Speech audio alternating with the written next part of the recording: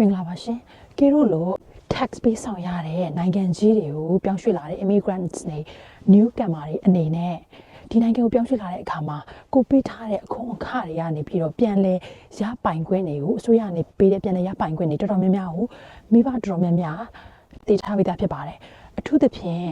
မိဘတွေအနေနဲ့ရပိုင်ခွင့်ဖြစ်တဲ့ Canadian Child Benefit ပေါ့နော် Canada Child Benefit CCB နဲ့ပတ်သက်ပြီးတော့သူ့ရဲ့နောက်ဆက်တွဲရပိုင်ခွင့်နောက်တစ်ခုဖြစ်တဲ့ဒီ RESP ဆိုတဲ့ Registered Education Saving Plan အကြောင်းကိုစိတ်ဝင်စားရဆိုရင်တော့ဆက်ပြီးတော့ကြည့်သွားလို့ရပါတယ်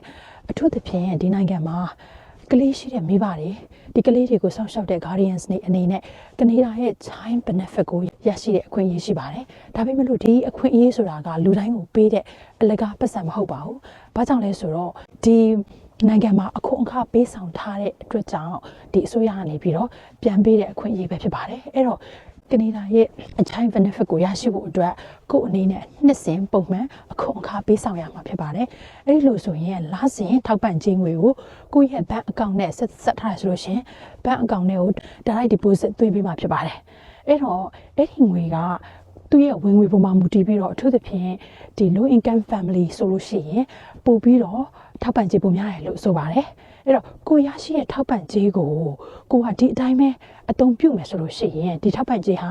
လုံးဝကိုပြတ်ပြတ်သွားနိုင်ပါတယ်အဲ့တော့